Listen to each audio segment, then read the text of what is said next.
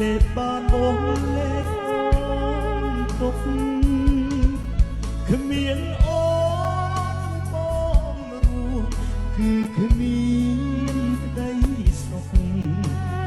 មិនដឹងថ្ងៃមុខរួយយ៉ាងម៉េចទៀតឡើយអ្នកណាក៏ដឹងយើងសង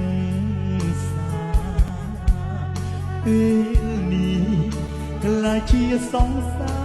រគេហើយបើអា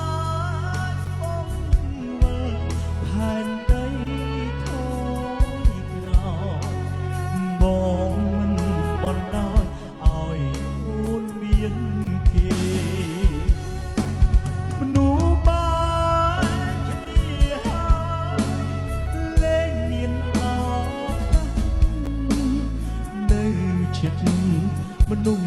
ដែលខ្លួនស្នេហ៍មនុស្សបានគ្នាហើយ